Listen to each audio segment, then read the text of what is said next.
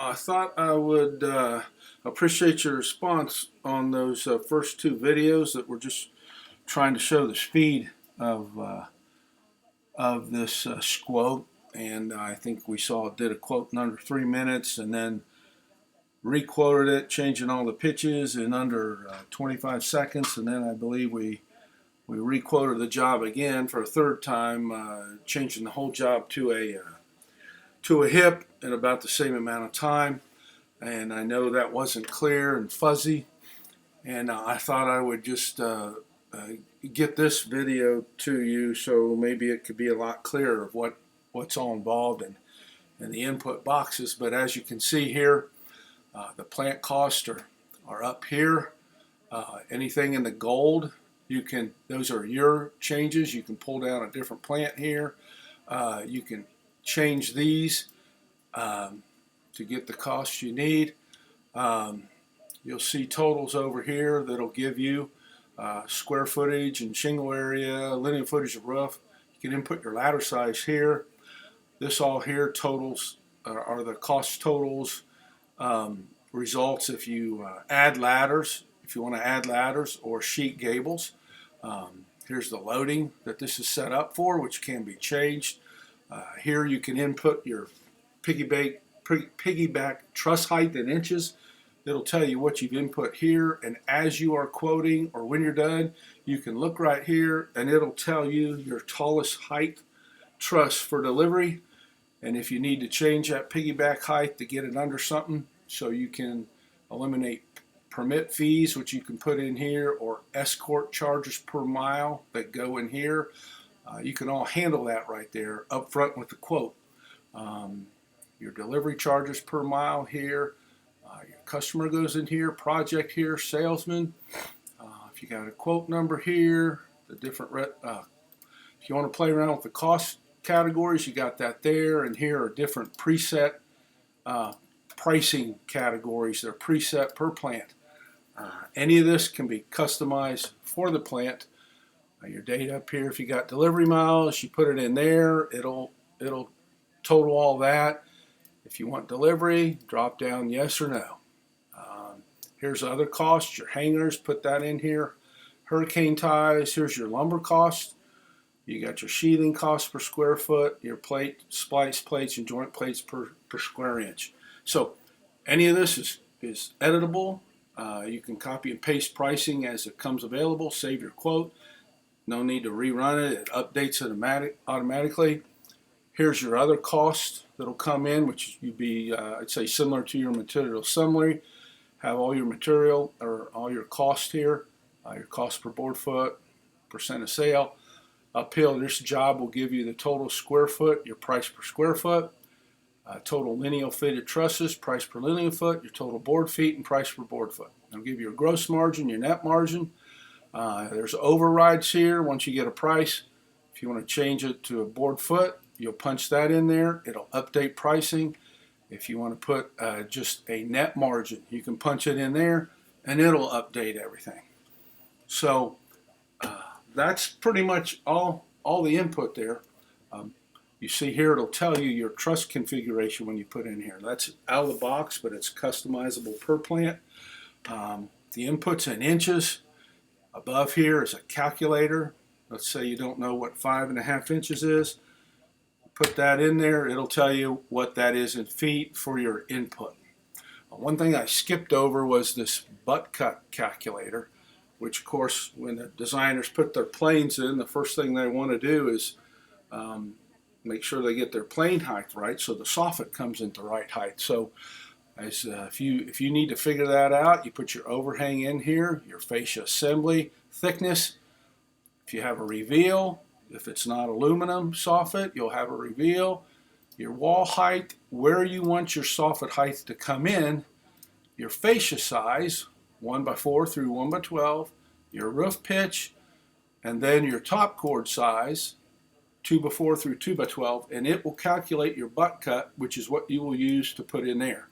And of course, that butt cut has a huge impact on the price of a truss because of wedges and sliders and couple different bigger plates on the heel. So this takes all that into account. So I'm just going to make this simple. Josh, I hope this is a lot easier to see, but you have your truss input. Let's say I'm going to do a job at 612, an overhang of 12 inches.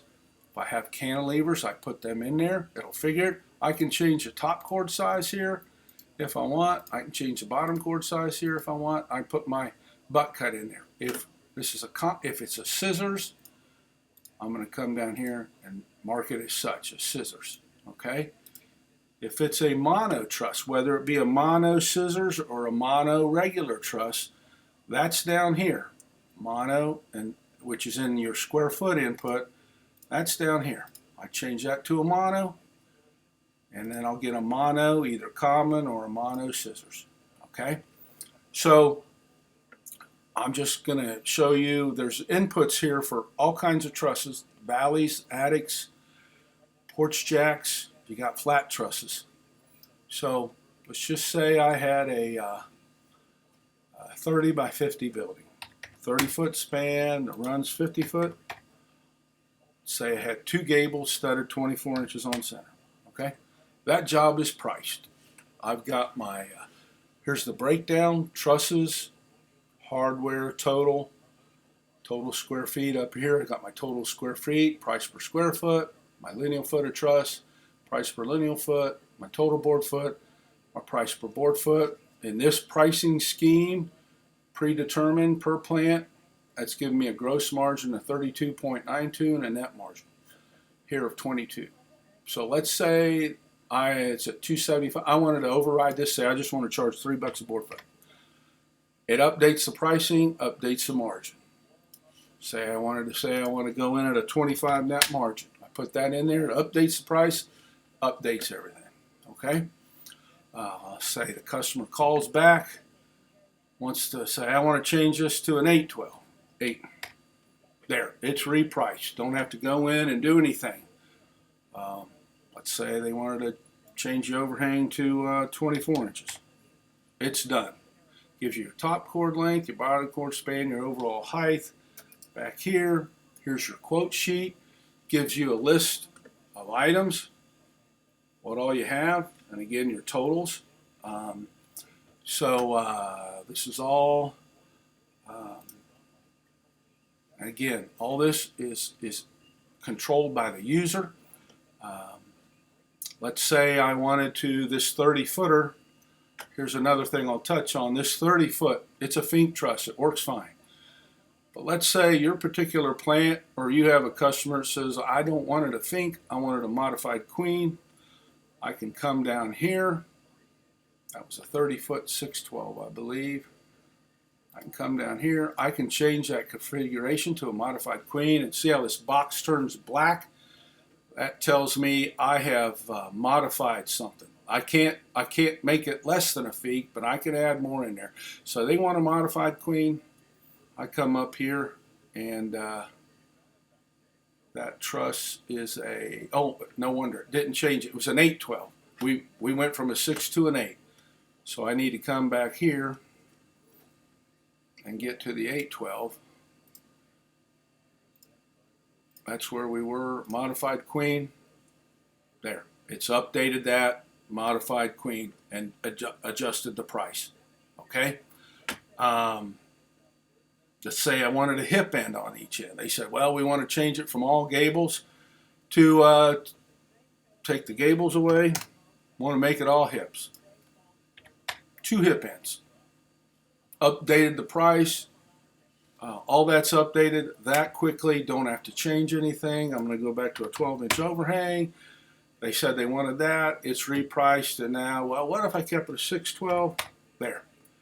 Now, how many quotes have we done in a very short time? And again, I have my delivery height here. If I had a girder I needed to add in there, I'll add a girder. It'll price a girder. We got a valley set. Say they had a false valley in there. Here's another option. Say it's an 812 pitch. That's a 612. This is an option. It's a 14 foot. It's a false valley, so I'll put 0. And that false valley, I want to sheet the gable. Yes. And I want to put ladders on there that are 12 inches. So now I come up here. There's my totals of how much sheets of OSB, my ladders, board footage, and everything. That's updated in all my costs over here. So it's that simple. Say I want to get away from the pips again, and I'll put 2 gables in here, and I want to sheet these gables. Drop this down and say yes. And ladders, I want to put ladders on here. I say yes. Now I've got ladders. I've got that priced. So it's all very quick, very simple. It's not a guess. This is all engineered. It's knows what truss to use. You can modify that. There's a lot of other things. I could make control piggyback height, like I said earlier. But I hope this is a little clearer and gives you kind of an idea. It's the same kind of input. You've got input for your truss, goes up here, and then your square foot input for that truss goes down here. That would be one, and it's based on sections or lines. So just fill those blanks in, and here's some adders. It'll handle partial cathedrals and trays, attic trusses, same kind of input here, porch jacks, same input, and flat trusses, same input. And down here is again the configurations, the out-of-box stuff, and changes. Here you can do it. As you can see, it knows piggybacks. The yellows here are ones that we can edit and play around with. So it would take too long to get into all that, but basically it'll handle everything up to about 50 foot. And I just wanted to get this in your hands because I know you had mentioned those first videos were kind of fuzzy, and they were, and that was just an attempt to just show how quick. So anyway, I thought I would get this to you. If you have any questions, give me a holler, and thanks for all your help, Josh, and I wish you the best. Hope to talk to you and see you again soon. Take care.